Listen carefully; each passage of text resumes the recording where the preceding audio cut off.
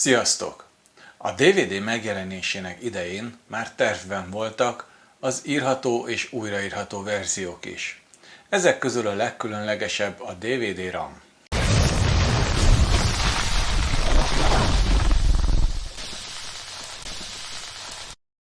A DVD-RAM már rögtön 1996-ban standardizálva lett, és a DVD fórum el is fogadta.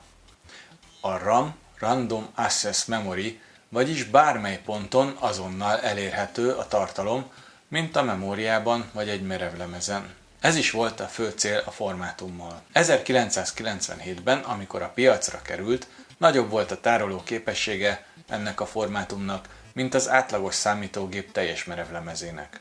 Szóval nem véletlenül volt tőle nagy elvárás. Viszont elég drágák voltak a meghajtók és a lemezek is.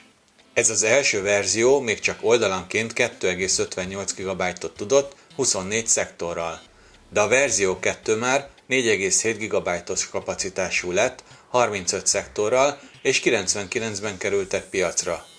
A 2.1-es verzió már bevezette a kamerákba használható 8 cm-es lemezeket is 1,46 GB-tal oldalanként. A 2.2-es verzió pedig két osztályra lett osztva.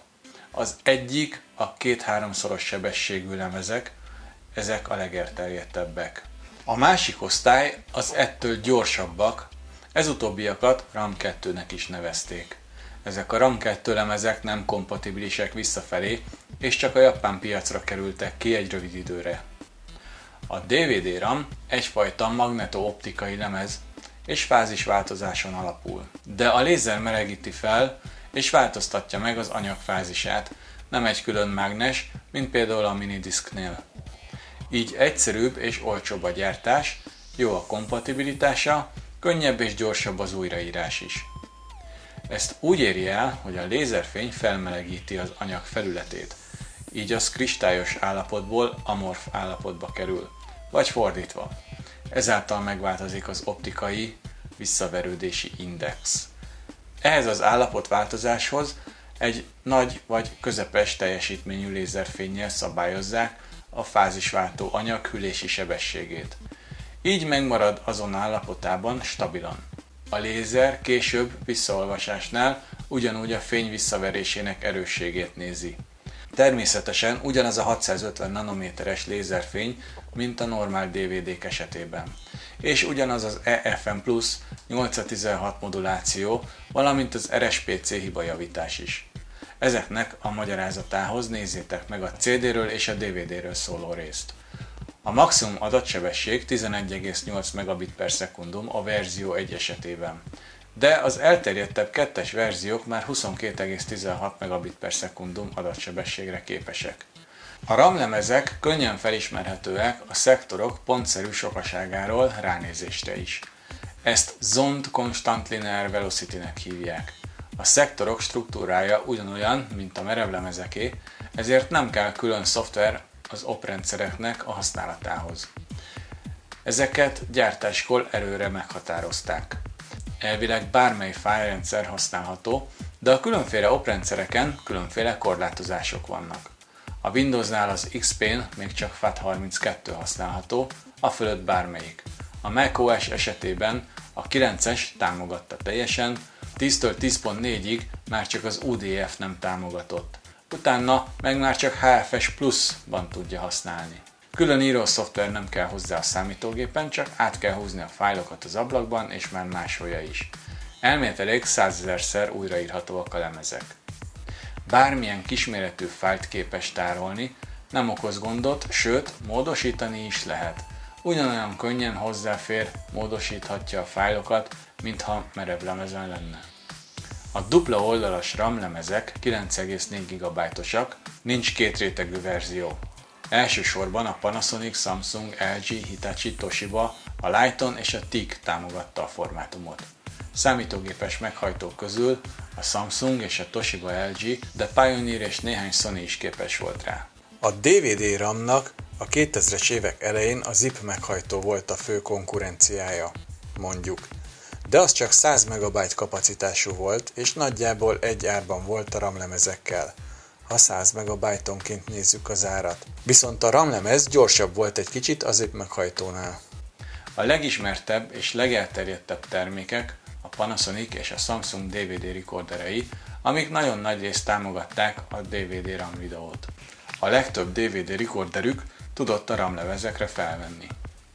Ennek az volt az előnye, hogy az egyszerűbb készülékek is, amikben nem volt merevlemez, a RAM-ra felvett videót tudták szerkeszteni. A RAM-nak további előnye, hogy nem kell lezárni a lemezt, az olvasható és folytatható bármely más RAM rekorderben. Számítógépes meghajtókban viszont nem. A RAM lemezeket árulták védőtokban is, ezek általában kivehetőek belőle. Bizonyos készülékeknek kell a tok, de a legtöbb elfogadja mind a kettőt, a korai készülékek közül legalábbis. A későbbiek viszont már csak a tok nélkülieket. Szerencsére ki lehet venni a lemezek nagy részét a tokból. Erre volt hivatott a Type jelölés. A Type 0 a tok nélküli, a Type 1 nem kivehető, a Type 2, 4, 6 és 7 kivehető a tokból, a Type 3, 5, 8 és 9 csak a tokok árusítása volt, amibe bele lehetett tenni a nem tokozott lemezeket, hogyha esetleg kellett. Mutatok egy Samsung DVD rekordert, amelyik támogatja a DVD RAM lemezeket. Ezeket a lemezeket nem tudom, hogy mikor vettem, már nem emlékszem rá, de akkor még csak számítógépen tudtam használni. Tetszett, de túl drága volt egy-egy lemez a normál írható vagy újraírhatókhoz képest. Szóval leapadt a lelkesedés, nem azért, mert ne lett volna jó, inkább mert drága volt, aztán meg már jött a Blu-ray. Ha a lemez irányt nézzük. De ha bármely tárolást, akkor bizony a flash meghajtók, vagy ha úgy jobban tetszik a pendrive-ok, a 2000-es évek elejétől jöttek a boltokba, és bár az elején drágák voltak, kisebb kapacitással, gyorsabban csökkent az ár, és nőtt a tárolókapacitás, valamint gyorsabb volt az írás-olvasás sebessége. Pár évre rá, amikor jöttek a DVD rekorderek, még merevlemez nélkül, néhányan rákaptak a DVD RAM-ra. Na, ebből az időszakból vannak ezek a lemezek, amiket most mutatok. Nem én vettem őket, de most jól meg tudom mutatni, hogy hogyan viselkedik vele a DVD rekorder. Német csatornákról klasszikus filmeket vettek fel rájuk, oldalánként 2 film LP-ben. Így 4 óra egy-egy oldal, és ezek 9,4 GB-os kétoldalas lemezek.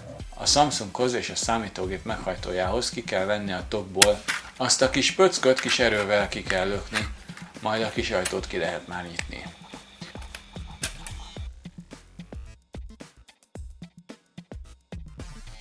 A Samsung kicsit fura, lassabb a beolvasás, és az egyik lemezt némán játszotta le. De számítógépen teljesen jól megy, törölhető, újraírható minden. Poénból betettem ebbe a Sony DVD rekorderbe is a RAM lemezt, gondoltam, hát ha kiír valami olyat, hogy nem tudja mi ez. De semmi, beolvas, megáll. Nincs is ráírva, de lejátsza a RAM lemezeket.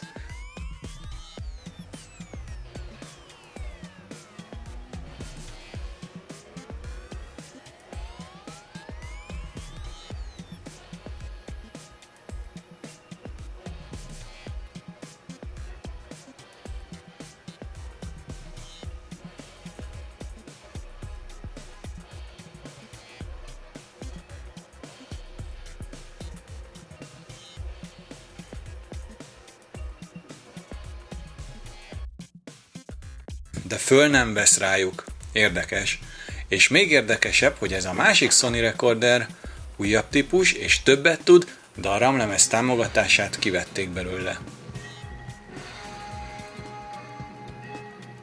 Mindegyik lejátszó képes megmutatni a hozzáírt címadatokat, hosszukat is némelyik, és a lemezek el is lettek nevezve, hogy hányas lemez melyik oldala.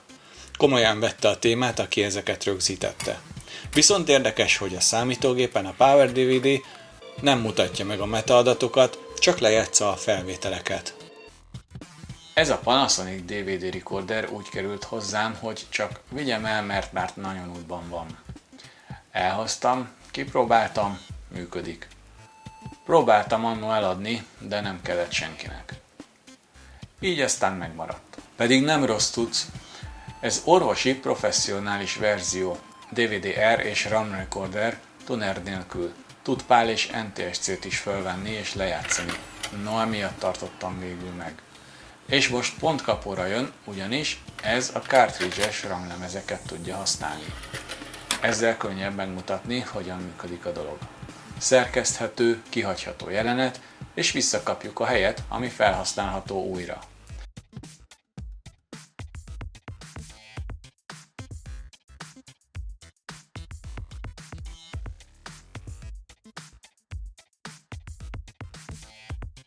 Bármelyik lemez folytatható, kírja, hogy mennyi a maradék hely. Nincs nagyon menüje, de kreál egy title listet, át lehet nevezni a felvételeket.